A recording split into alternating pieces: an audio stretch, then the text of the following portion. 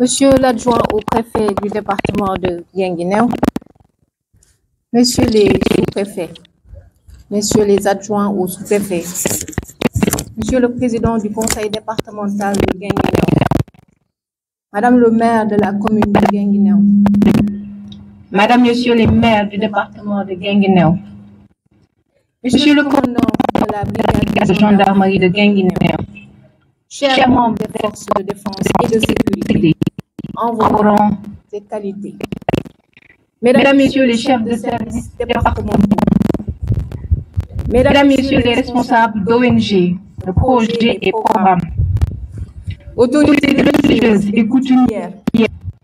Mesdames, Messieurs les représentantes des associations féminines,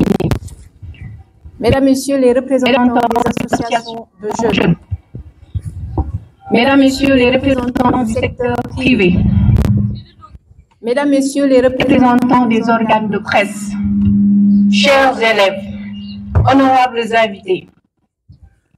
aujourd'hui, le 4 avril 2025,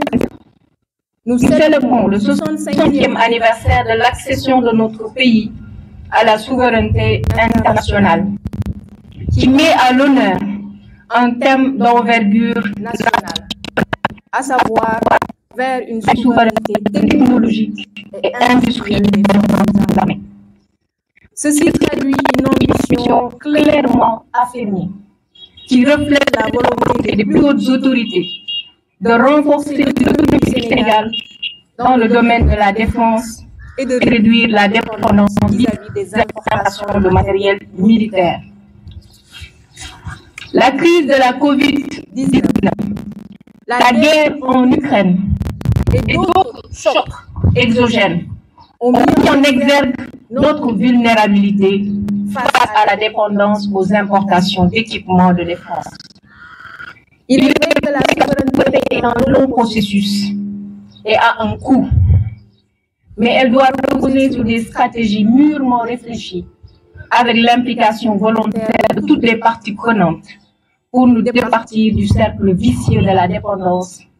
de l'endettement et de l'assistanat. L'objectif devra être de structurer notre tissu industriel national en mesure de répondre à nos besoins spécifiques en matière de sécurité, en matière de défense, en matière de santé, en matière d'éducation, etc. Les ressources humaines de qualité étant disponibles car l'intelligence sénégalaise,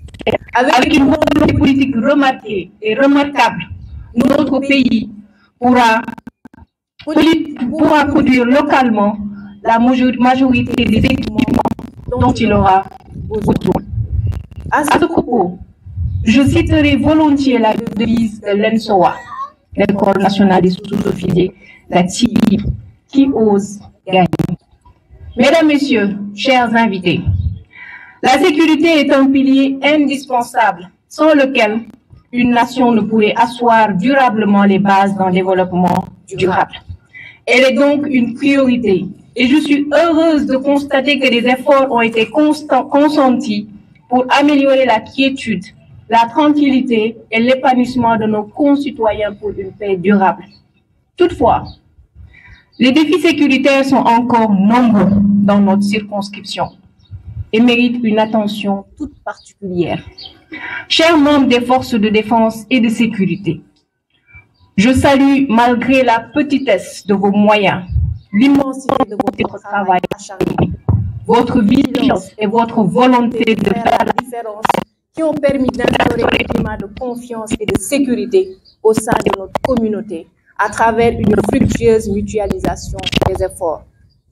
Loin de vous inciter à dormir sur vos lauriers, c'est le lieu de vous rappeler qu'une bonne gestion sécuritaire repose sur une bonne anticipation, c'est-à-dire une parfaite maîtrise du renseignement, mais également sur une saine collaboration des populations pour instaurer ce qu'on appelle la sécurité collaborative. Je m'arrêterai un instant pour rendre un vibrant hommage à nos anciens militaires, nos anciens combattants, pour les efforts et les sacrifices consentis pour la défense de notre patrie et m'incliner pieusement devant la mémoire de nos vaillants djambars, morts au front et dont la bravoure et le don de soi devraient nous servir aujourd'hui de viatique. Mesdames, Messieurs, chers invités, cette célébration de notre indépendance acquise après de longues années de lutte par nos célèbres anciens hommes politiques, dont l'ex-président du Conseil, M. Mamadou Dia, dont le nom résonne très fort encore aujourd'hui, tel un tambour-major, pour nous affranchir de la puissance coloniale, doit nous interpeller sur nos responsabilités respectives dans l'édification d'une nation juste, compétitive, résiliente, solidaire et résolument tournée vers le développement. Il va sans dire que cela passe nécessairement par un engagement citoyen et patriotique, un investissement humain sans commune mesure. Cette culture a donné sans rien attendre. À ce sujet, en présence des jeunes et des enfants dans cette cérémonie solennelle, je lance encore un appel vers la promotion en tout et partout du civisme, le respect des institutions et des symboles de la République, la préservation de notre environnement et du cadre de vie. En effet, notre